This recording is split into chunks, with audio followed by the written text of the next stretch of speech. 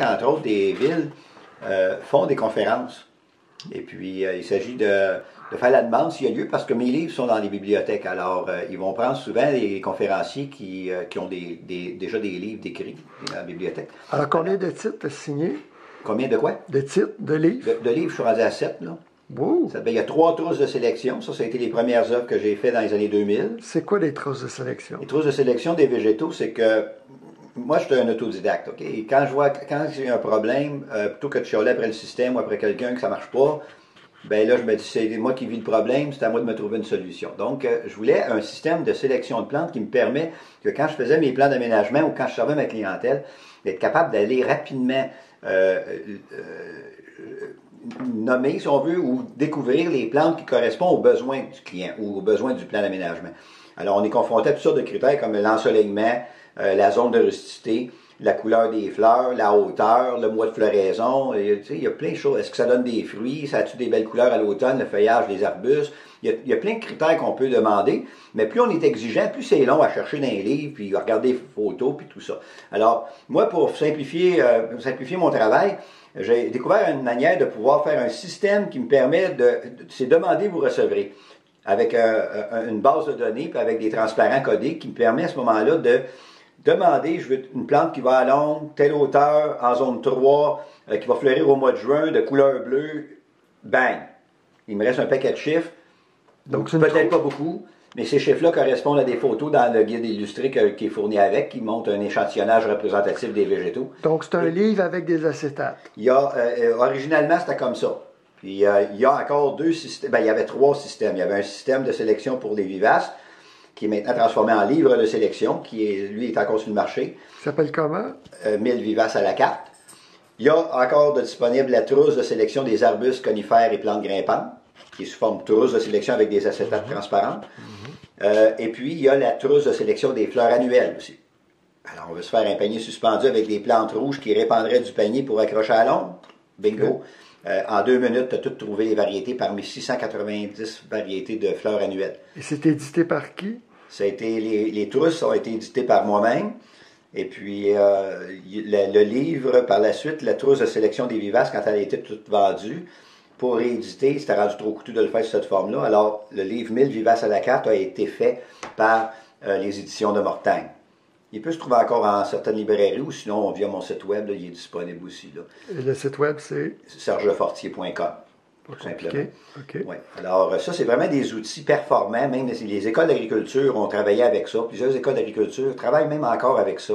Parce que c'est un outil terrain. C'est un outil, tu n'es pas obligé d'être devant un ordinateur pour travailler avec ça. Et tu as instantanément toutes tes réponses. Alors, même quelqu'un qui ne connaît rien d'un fleur, exemple, une personne a le goût de jardiner. Puis elle veut se faire un petit aménagement, mais elle ne connaît rien d'un fleur. Bien, elle peut, durant l'hiver, prendre ce livre-là puis dire, écoute, moi, au fond, j'aimerais avoir de quoi de 3 pieds de haut, puis il me semble que si ça fleurirait rouge, ça serait beau sur la couleur de ma maison. Bang, bang, bang, elle demande ce qu'il faut dans le système. Ça sort toutes les variétés. Elle regarde les photos de ces variétés-là. Elle fait son choix. Puis elle veut même se faire un deuxième choix. Et puis, un coup qu'elle a extrait les variétés qui correspondent à ses critères, elle a les noms latins, tout ça, fait qu'elle peut très bien téléphoner au centre jardin en hiver et savoir s'ils vont les avoir le printemps prochain, parce que les centres jardins n'ont pas toutes les variétés. Donc, le client devient autonome dans ses choix, c'est-à-dire c'est lui qui va demander ce qu'il veut au centre jardin. Et le centre jardin pourra commander en fonction de la demande de ses clients. Ben, c'est souvent un casse-tête aussi au niveau des centres jardins c'est quelle sorte qu'il faut que je rentre cette année, parce que je ne sais pas qu'est-ce que les clients vont me demander. Moi, je me souviens quand j'avais mon centre jardin, c'était un problème à 3 ans.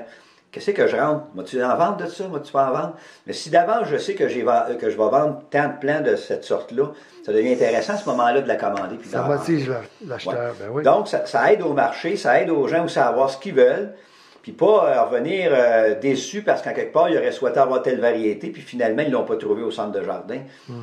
Fait que, avec un système comme ça, tu peux demander un premier choix, mais que tu as vu tous les choix possibles. Alors, tu peux aussi te choisir un deuxième choix si tu ne trouves pas le premier. Fait que tu n'es pas pris au dépourvu. Donc, le client devient autonome. Il peut bâtir sa plate-bande et faire ses choix avant même que la saison soit commencée au lieu d'attendre que le centre-jardin rouvre au printemps. Puis être à la course, là, puis là...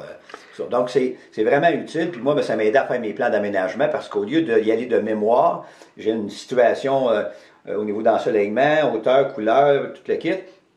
Bon, Qu'est-ce que je peux mettre là? Il y a une mémoire, la mémoire en retient quelques-unes de variétés. Elle ne peut pas tout retenir une liste de 1000 variétés de vivaces, si on veut. Alors, c'était difficile pour moi, comme d'ailleurs pour tous les paysagistes, ou pour les architectes paysagistes, de pouvoir faire des plans rapidement. Fait que finalement, c'est toujours les mêmes variétés qu'on retrouve sur les plans d'aménagement, mais il y aurait pourtant bien d'autres possibilités intéressantes que les clients aimeraient avoir possiblement. Alors, avec ce système-là, ça permet d'aller chercher tous les choix possibles. Donc, c'est très performant. Moi, mon but, c'est de développer des outils performants, des outils qui vont faire avancer l'horticulture et le jardinage. Alors, je travaille en recherche et développement depuis que j'ai fermé mon centre jardin. Je travaille en recherche et développement de solutions éco-responsables avant tout, qui vont aider monsieur, madame, tout le monde à trouver une autonomie puis à aimer le jardinage. À pas trop arroser, par exemple, vous avez développé... Oui, c'est ça. Connaissant la loi que j'appelle la loi de la lampe à l'huile, c'est-à-dire en reconnaissant que les plantes dans la nature n'ont pas besoin d'être abreuvées quand il ne pleut pas pendant X nombre de temps. Et cette année, on a une belle année, on a eu un bel été pour le voir. L'année 2018, là, c'était très, très sec. Alors, mais on n'a jamais vu un arbre fané dans le bois, tout est beau, tout a poussé pareil. Dans les prairies sauvages, tout a poussé pareil. Alors, même s'il y a eu une sécheresse, pourquoi? Parce que les plantes ont développé leur système racinaire pour être capable de capter la source d'eau qui est constante, relativement constante, c'est celle qui vient du sous-sol, non pas celle qui tombe du ciel, c'est pas régulier, on l'a vu cette année. Puis quand il pleuvait presque rien, ça mouillait à peine la surface, c'était tout de suite évaporé. Donc on ne peut pas compter sur cette source-là, celle qui vient du dessus. Comme on ne peut pas compter sur des arrosages de surface comme on fait pour pallier au manque d'eau. Surtout avec les changements climatiques, l'eau va devenir de plus en plus rare. Justement, alors si les villes veulent diminuer leur consommation d'eau, puis ce qui est paradoxal, c'est que au moment où tu as besoin d'arroser quand il fait bien chaud, c'est là que les villes mettent leurs restrictions. Fait que là, tu te ramasses, tu es frustré, tu veux pas perdre tes végétaux, mais tu as des règlements qui t'empêchent de les arroser. Ça fait que là, à un moment donné, moi, j'aime pas travailler avec des contraintes. Je veux plutôt me trouver des libérations. Et au lieu de travailler sur limiter les arrosages, une journée, tu as le droit, l'autre journée, tu n'as pas le droit, tu peux pas arroser plus que tant par heure, il faut que tu arroses avec le soir. Au lieu de travailler avec des règlements comme ça, moi, j'ai décidé de, quand j'ai besoin d'arroser, d'en prendre moins. Trouver un système qui va faire que je vais mettre l'eau à la bonne place pour en prendre moins. C'est-à-dire, arroser la surface, c'est juste l'évaporation. C'est du pur gaspillage. Pur gaspillage. Jamais on arrose suffisamment longtemps pour que l'eau descende au niveau du système racinaire et profite aux plantes. Sinon, les villes, elles seraient vidées de leur réserve d'eau. Ça ne serait pas long s'il fallait arroser comme ça. Il faudrait arroser pendant une journée de temps pour que ça pénètre suffisamment. Et de toute façon, on serait à l'eau froide et on refroidirait tellement notre terre qu'au bout du compte, on ne serait pas gagnant de toute façon. Alors, c'est illogique d'arroser comme ça.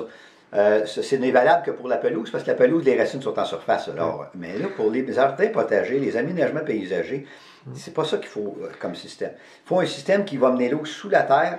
5 minutes. Sous la terre, directement au niveau des racines. Donc, c'est des verres de bière récupérés? Des verres de bière, des pots de yogourt, tout ça qu'on va perforer, qu'on va insérer dans le sol, qui va permettre à l'eau de couler directement sous la terre sans mouiller la surface. Donc, on évite l'évaporation, qui est souvent 80% de l'eau qu'on a mis, voire 100% de l'eau qu'on a mis, s'évapore quand on arrose en surface, tandis que là, c'est zéro évaporation, tout s'en va sous la terre, là où il le faut, là au niveau des racines, et on repart la capillarité du sol qui est par là que les plantes s'abreuvent principalement. C'est l'eau qui remonte du sous-sol comme une mèche de lampe à l'huile remonte l'huile après la mèche. Le sol, c'est comme une immense mèche à l'eau qui remonte l'eau souterraine graduellement et qui fait que le système racinaire des plantes dans la nature s'est implanté sur une superficie qui correspond à leurs besoins en rapport avec ce que le sous-sol remonte. Fait qu'on a juste besoin de persil contenant, c'est à 6 pouces de profond à peu près? Non, même moins que ça, 4 à 5 pouces, c'est suffisant. C'est vraiment la zone là où est le maximum de racines. Puis là, l'eau ne sortira pas égale comme ça, c'est-à-dire qu'elle va mouiller une zone qui correspond à l'endroit où va avoir le système racinaire des plantes, ou une partie de leur système, qui va permettre à ce moment-là à la plante d'optimiser sa croissance parce qu'elle a eu une quantité d'eau qu'elle avait besoin. Elle va optimiser sa croissance, mais se rendant compte qu'elle n'a pas assez d'eau, elle va développer un système racinaire plus large et plus profond pour finir par devenir autonome. C'est le but d'une plante. Alors, un système comme ça, que j'appelle Logisol eau, sur logisol.ca, vous pouvez voir toute l'information. Le système Logisol eau permet de rendre une plante autonome. Ça veut dire qu'on va l'enlever à un moment donné? Oui, il y a possibilité dans des plantations permanentes comme des arbres, des arbustes, des plantes vivaces, c'est un peu comme un biberon pour bébé plante, si on veut. C'est que ça va aider les plantes qui n'ont pas leur système racinaire bien développé au départ, de développer leur système racinaire correctement pour qu'un jour elles deviennent autonomes avec la source souterraine. Formidable. Dans un jardin, par contre, un jardin, à tous les ans, on remet évidemment le système, mais il est là que pour l'été. OK. En terminant, parce qu'on va manquer de temps, les conférences de Serge Fortier, il y a plusieurs thèmes différents. Je donne plusieurs conférences. Et ateliers aussi. Ateliers, formations, consultations à domicile, conférences privées à domicile aussi, qui est nouveau, qui est très intéressant parce que vous n'avez pas besoin d'attendre que je donne une conférence dans votre région. Vous pouvez, avec des parents, des amis, les inviter dans votre salon. Puis moi, je viens avec mon équipement et puis avec une petite bouteille de vin pour l'hôtesse aussi. J'arrive avec une petite bouteille de vin. On s'installe confortablement et on passe une veillée ensemble à discuter de lois comme ça, puis, qui fait partie d'une philosophie de vie pour vivre plus en harmonie avec l'environnement, puis d'une façon logique, parce que la nature fonctionne d'une façon très logique et très intelligente. Puis ça, malheureusement, ce n'est pas assez enseigné, ou ce n'est pas enseigné pantoute dans bien des cas. Il y a quelques personnes qui en ont pris conscience.